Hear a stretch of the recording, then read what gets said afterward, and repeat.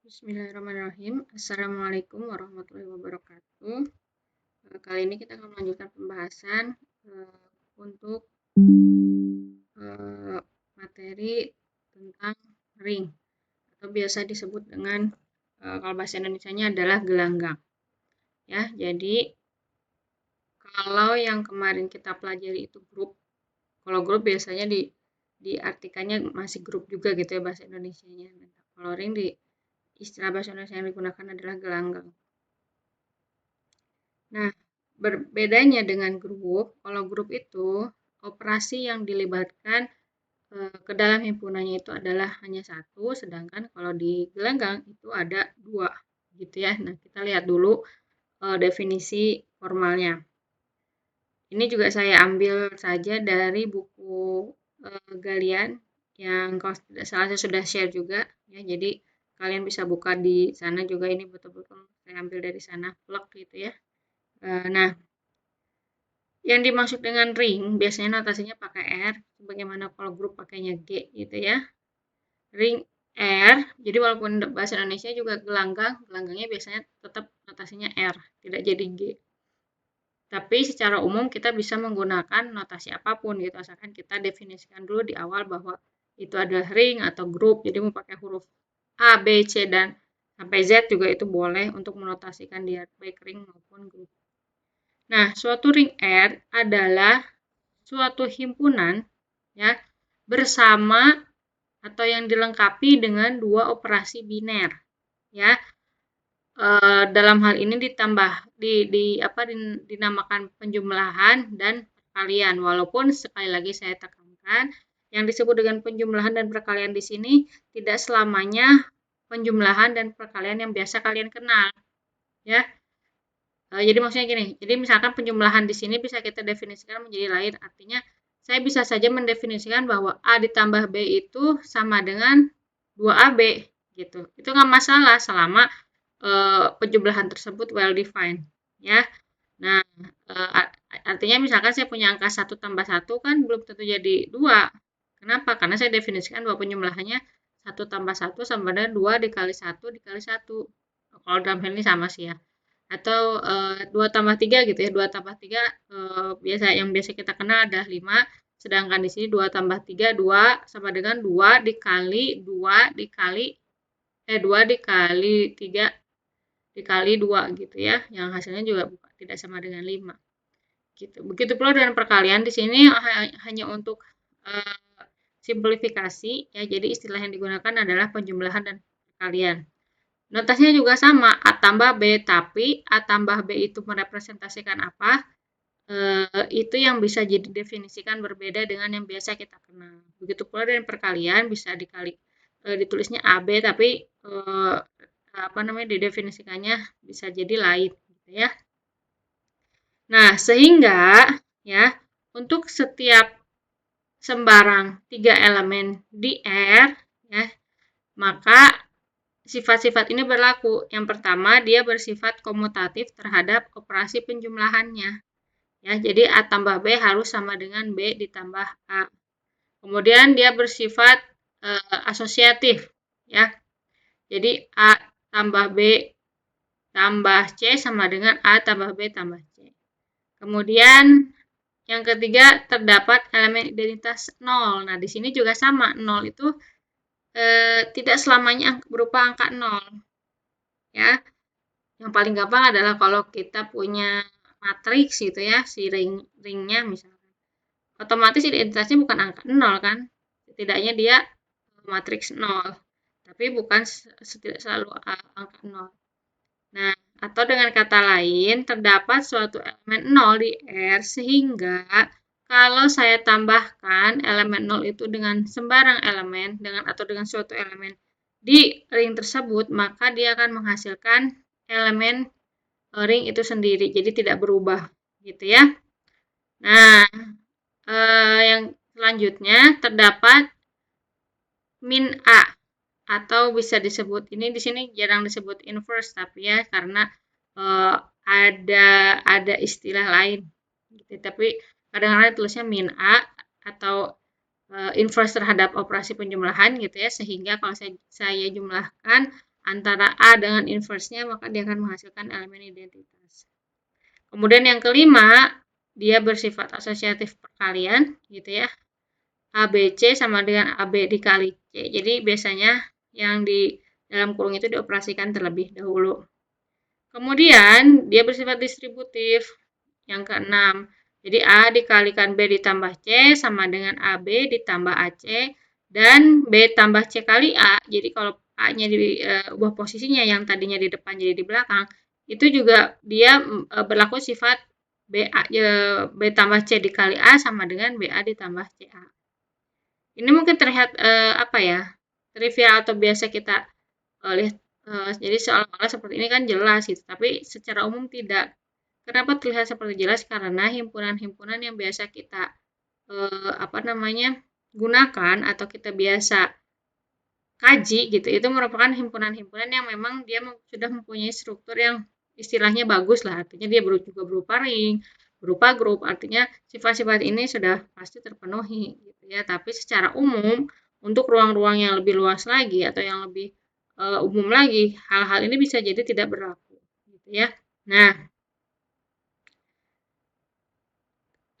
ada juga di sini yang disebut dengan istilah unity atau elemen satuan, gitu ya, bahasa Indonesianya elemen satuan, atau kadang-kadang ada yang bilang juga identitas. Nah, di dalam ring, elemen satuan atau identitas adalah elementa 0, ya, elementa 0 yang merupakan sebuah identitas terhadap operasi perkalian. Ya, jadi yang namanya elemen satuan gitu, tapi ya kadang-kadang ada bilang identitas, tapi karena menghindari kerancuan dalam istilah, karena ini juga sama kalau disebut elemen identitas, jadi maksudnya yang ada dua elemen identitas itu, walaupun masing-masing punya pasangannya, ini identitas terhadap penjumlahan, ini identitas terhadap perkalian. Maka kalau di perkalian disebutnya suatu unity atau elemen satuan.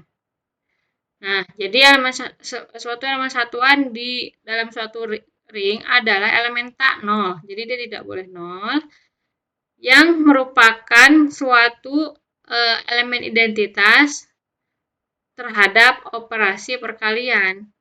Ya. Nah, selanjutnya elementa 0 dari suatu ring yang sifatnya komutatif yang mempunyai elemen satuan tidak perlu mempunyai inverse terhadap perkalian. Gitu ya, jadi syarat ring komutatif. Kemudian yang disebut dengan ring komutatif adalah kalau operasi perkaliannya dia bersifat komutatif. Jadi ring itu adalah operasi penjumlahannya dia komutatif, tapi yang perkaliannya tidak harus komutatif. Tapi pada saat dia bersifat komutatif, dia disebut dengan ring komutatif. Ya. Nah, kemudian pada saat elementa 0 dari elementa 0 tersebut, ya, elementa 0 tersebut dari suatu ring komutatif punya inverse terhadap operasi perkalian, maka elemen tersebut disebut dengan unit dari ring tersebut. Ya. Nah, jadi kalau misalkan kita notasikan dengan cara yang lain, misalkan saya punya A itu adalah elemen dari ring R, dia ringnya komutatif, kemudian dengan punya elemen satuan gitu ya. Nah, A tersebut adalah unit kalau inverse-nya ada terhadap operasi perkalian ya. Jadi kalau A inverse-nya ada, maka si A itu disebut dengan unit. Oke, supaya lebih memperjelas tentang definisi dari ring, nah di sini kita coba uraikan beberapa contoh dulu ya. Nah, yang pertama, itu yang paling gampang dulu, contoh yang kedua ya.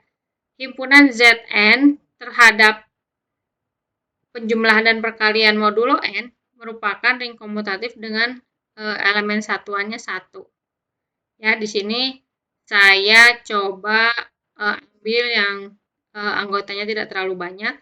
Misalkan Z4 saja ya.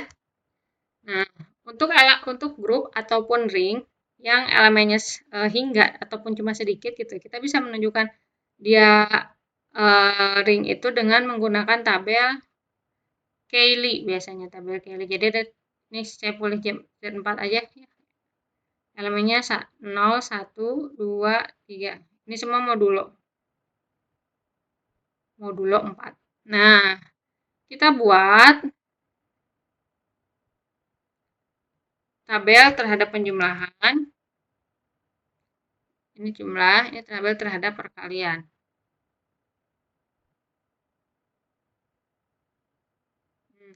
Kalau di Z4 atau di Z gitu ya, secara umum bilangan real, atau misalkan dalam soal itu tidak ditentukan bahwa operasinya seperti apa, maka selalu diasumsikan bahwa operasi-operasi yang berlaku di sana adalah operasi-operasi standar yang biasa kita temui. Jadi penjumlahan yang kayak gitu, perkalian yang seperti itu. Gitu ya. Nah, di sini kita coba lihat 0, 1, 2, 3. 0, 1, 2, 3. Nah, ini tinggal jumlahkan biasa saja. 0, 1, 2, 3. Kemudian 1, 2, 3, 0. Ini 2, 3, 0, 1. Yang ini 3, 0, 1, 2. Nah, perkaliannya 0, 1, 2, 3. 0, 1, 2, 3. Ini juga sama perkalian biasa saja. 0, 0, 0, 0. Ini 0, 1, 2, 3. Kemudian apa namanya, ini 0, 2, 0, 0.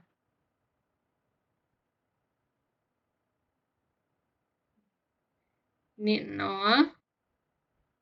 Kemudian 3. Kemudian 2. 9, 1 ya. Ini 2, 0, 2 ini harusnya. Ini harusnya 2. Kemudian 2 kali 1, 2, 2 kali 2, 4, 0, 2 kali 3, 2. Oke. Nah, itu ya. Nah, kita lihat tadi syarat suatu himpunan bersama dengan operasi penjumlahan dan perkalian itu adalah ring. Apabila yang pertama dia komutatif terhadap penjumlahan. Kita lihat dulu ya.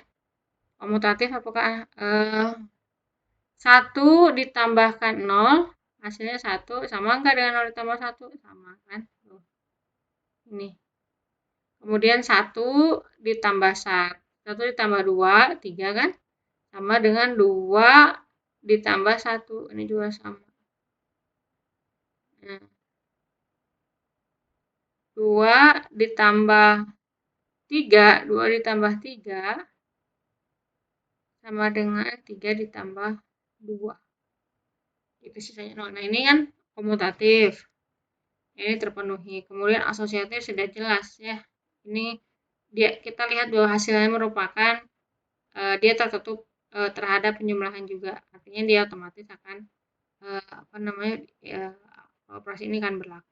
Sudah jelas, bisa kalian cek secara rinci masing-masingnya juga gitu ya. Nah, terdapat elemen identitas 0. Elemen identitasnya 0. Ini 0, 0, 0, 0. Gitu ya. Kemudian terdapat negatif A di X sehingga kalau ditambahkan jadi 0 ada. Nah, ini yang dimaksud dengan negatif A atau inverse penjumlahan itu tidak mesti merupakan bilangan negatif. Jadi kalau misalkan saya punya angka 1, maka inverse dari 1 terhadap operasi penjumlahan itu apa? Kita cari elemen-elemen di Z4 juga yang kalau dijumlahkan dengan 1 itu hasilnya adalah elemen identitasnya. Dalam hal ini 0. Cari angka berapa yang kalau dijumlahkan angka 1 adalah 0. Ternyata angka berapa? Angka 3. Ini angka 3 gitu ya. Kenapa? Karena 1 ditambah 3 sama dengan 0 ya.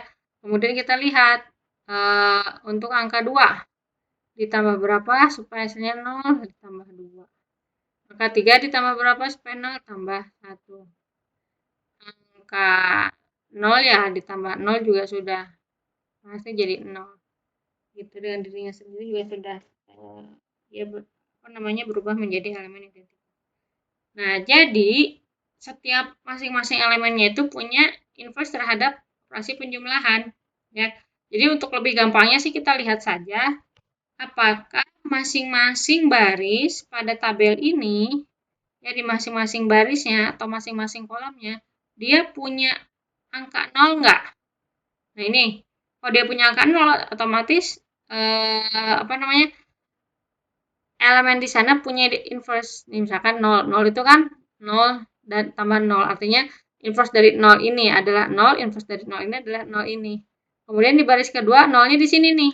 Nah, kita lihat artinya inverse dari 1 adalah 3 dan inverse dari 3 itu adalah 1. Itu bisa ditunjukkan 3 dan 1. Nah, ini 0 sama kebalikannya ya. Seperti itu. Jadi, untuk yang keempat itu terpenuhi. Yang kelima, operasi perkalian. A dikalikan B kali C sama dengan AB dikali C. Ini mungkin agak kurang terlihat kalau di tabel. Kita coba ambil perwakilannya ya, karena dia masih sedikit angkanya. Nah, misalkan saya punya angkanya 0, 1, 2 gitu ya. Kemudian saya mau tambahkan, kalau ini sih kalau dikalikan 0 kan tetap 0 ya, jangan 0. 0-nya kita coba tidak bawa, kita coba 1, 2, 3 aja. Ini sama dengan 1 dikali 2 dikali 3. Atau boleh jadi double untuk angka yang ini seperti ini, 2 dikali 2, 3. Sama dengan 2 dikali 2 dikali 3. Ini berapa nih?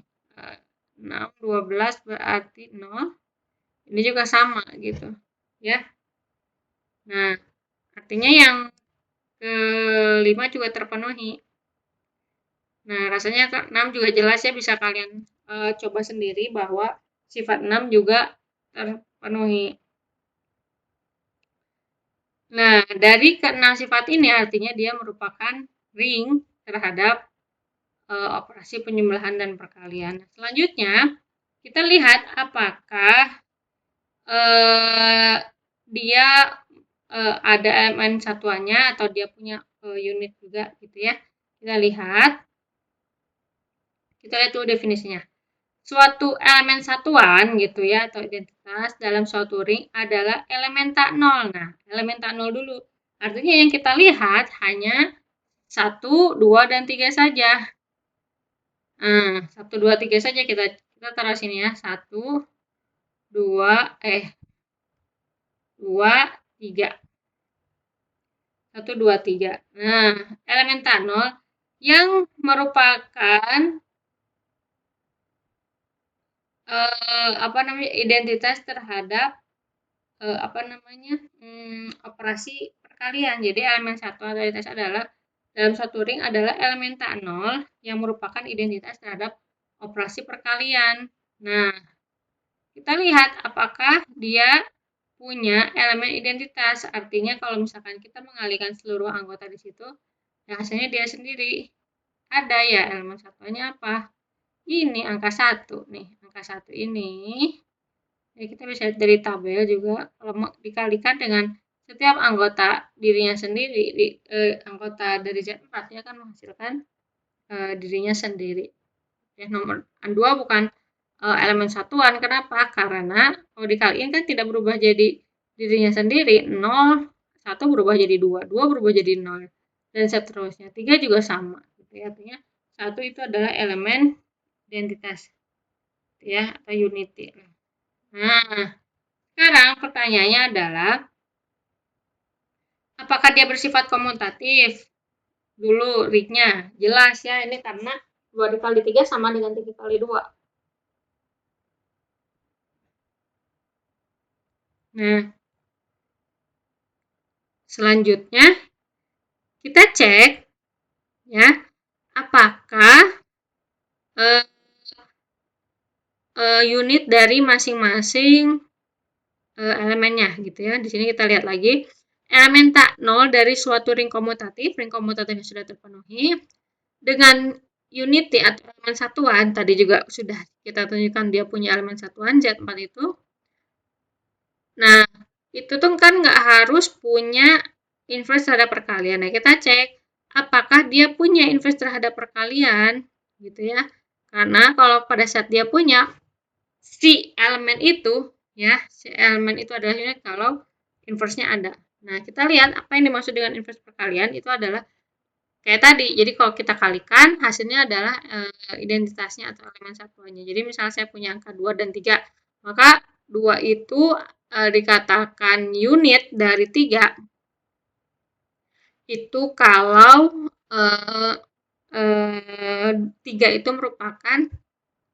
merupakan inverse dari 2 gitu. Artinya kalau 2 dikali 3 sama dengan 1 gitu. Dalam hal ini maka 3 itu adalah unit di situ. Nah, kita lihat apakah semua elemennya punya. Ternyata kita lihat nih, apa saja yang kalau dikalikan jadi 1. Ini aja, ini 1 dan 2. Ya, jadi unit untuk 1 adalah 1, kemudian unit untuk 2 tidak ada gitu ya. Nah, unit untuk 3 adalah 3. 3 kali 3 sama dengan 1, ini juga sama dengan 1, artinya unitnya ini. Jadi unit di Z4 itu hanya ada 1 dan 3. Gitu ya. Oke.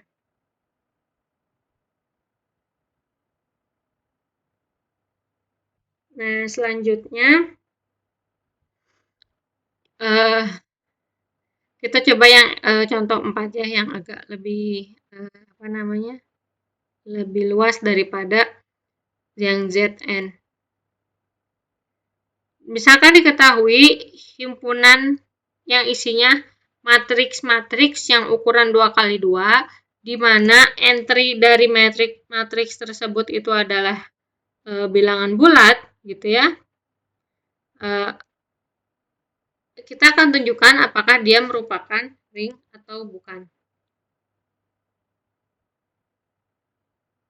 Nah, jadi tadi diketahui, saya tuliskan dalam bentuk himpunannya ya. Jadi kalian juga harus bisa menerjemahkan dari soal ke dalam bentuk teknik atau bentuk kerjanya gitu. Karena kalau di soal itu kadang-kadang ditampilkannya dalam bentuk soal cerita gitu. Nah, biasanya itu yang harus kita terjemahkan dulu supaya bentuknya lebih teknis, supaya kita bisa lebih mudah mengetahui apa langkah-langkah yang harus kita lakukan untuk memecahkan masalah. Nah, di sini kalau saya lebih memilih untuk menuliskan kembali dulu apa informasi-informasi apa saja yang ada di soal, kemudian saya tuliskan alur gitu ya atau rincian langkah-langkahnya dari awal sampai akhir supaya apa yang mau kita cari itu terpenuhi. Ya. Jadi yang pertama itu adalah mengumpulkan informasi. Informasinya apa saja? Di sini dia bilang bahwa M2Z itu, ini harusnya Z besar ya. Itu adalah himpunan matriks yang ukurannya 2x2. Nih, saya tulis dulu himpunan. Ada matriks ukurannya 2x2, misalkan saya tulis A1, B1, C1, atau jangan pakai 1. A, B, C, D dulu di sini ya. Di mana entry-nya itu adalah anggota bilangan bulat. A, B, C, D anggota bilangan bulat. Nah, udah bisa itu belum? Nah, ya, jadi informasinya hanya itu. Integer entries. Nah, Selanjutnya, kita mau tunjukkan yang pertama, pasti mau kita tunjukkan akan ditunjukkan bahwa M2Z, nah tulisnya gini, bersama dengan operasi penjumlahan dan perkalian matriks, biasanya gini ya ditulisnya, itu adalah ring. Ya, hal yang pertama kali harus dilakukan adalah apa? Seperti biasa, sebagaimana yang kita lakukan di awal untuk grup, pada ring juga yang pertama kita perlu lakukan adalah mengecek apakah himpunannya merupakan himpunan kosong atau bukan. Gitu ya. Jadi yang pertama adalah nih. Jadi yang pertama akan ditunjukkan bahwa M2Z itu bukan himpunan kosong. Ini jelas. Kenapa jelas? Karena kita bisa pilih matriks setidaknya yang isinya 0, 0, 0, 0. Itu adalah pasti anggota dari M2Z. Kenapa? Pertama, karena matriksnya ukurannya 2x2. Yang kedua, setiap entry-nya merupakan anggota dari bilangan bulat atau entry-nya merupakan bilangan bulat. Ya. Sehingga dari sini terbukti bahwa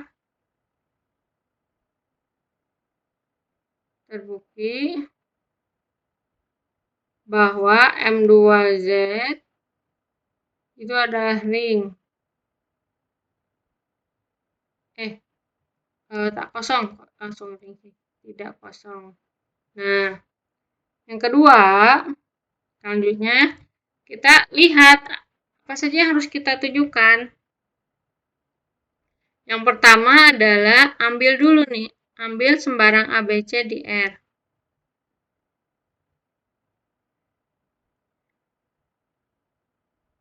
Atau, nah di sini biasanya karena dia sudah mengambil dia, jadi bisa dalam pengambilan elemen kita bisa melakukannya dengan dua cara. Yang pertama, diambil langsung di atas. Jadi ke bawah-bawahnya kita nggak perlu ambil-ambil lagi, tapi bisa juga kita melakukan proses pengambilannya itu dalam setiap langkah yang kita lakukan, itu nggak masalah. Ya, kalau mau praktis berarti di awal ambil dulu, baru nanti ke bawah-bawahnya nggak usah. Tapi di sini yang akan saya contohkan adalah bagaimana mengambil elemen dalam setiap langkah. Nah, dilihat yang mau kita tunjukkan itu apa? AB dan BA. Artinya di sini kita hanya perlu dua elemen di R. Jadi di sini di langkah kedua ambil AB anggota nah sebentar. Jadi di sini kan ABC menunjukkan elemen di ringnya. Karena di sini elemennya itu adalah matriks ya. Di sini untuk menghindari kebingungan atau keambiguan, kita gunakan notasi matriks. Artinya yang kita ambil bukan ABC, tapi matriksnya. Jadi kita ambil bukan ini nih yang dalam sini bukan. Kita tidak mengambil ini secara sembarang, tapi yang kita ambil secara sembarang itu adalah matriksnya. Jadi ambil N lah ya, N1, N2, anggota dari M2Z. Ya. Apa artinya N1, N2 anggota M2Z? Artinya N1 itu sama dengan A1, B1, C1, D1, di mana A1, B1, C1, dan D1 itu anggota dari himpunan bilangan bulat. Nah, begitu pula dengan N2. Di sini N2. Ini N2 ya. N2, A2, B2, C2, D2. Nah, ini tutup. Ini dikasih keterangan bahwa A1 sampai D1 anggota dari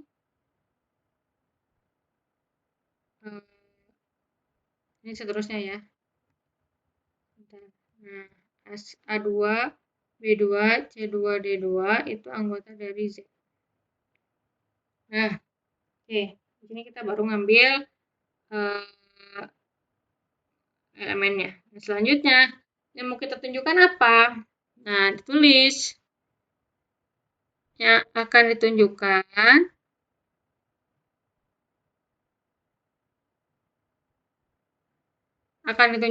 adalah dia bersifat komutatif. N1 tambah N2 sama dengan N2 tambah N1. Nah, kita lihat N1 tambah N2 itu artinya apa?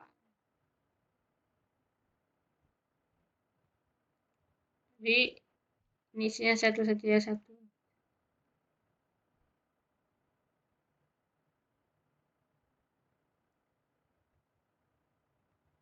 Ditambah dengan A2, B2, C2, C2.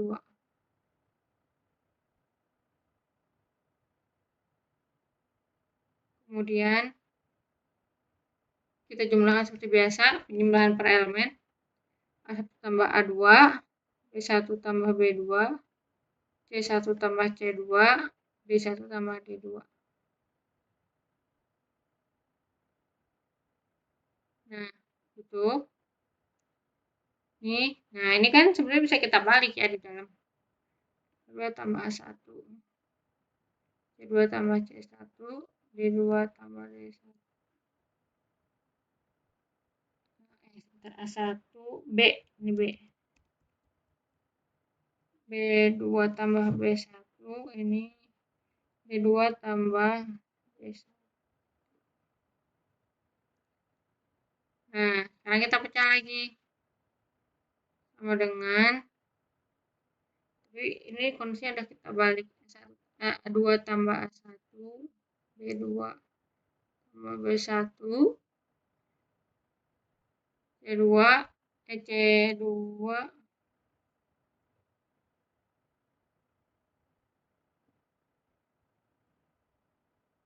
C2 tambah C1, D2 tambah D1. Nah, ini udah pasti sudah bisa kita A2, ini B2, C2, D2,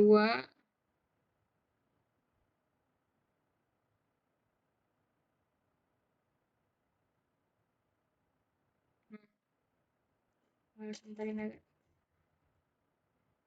A2, C2, B2,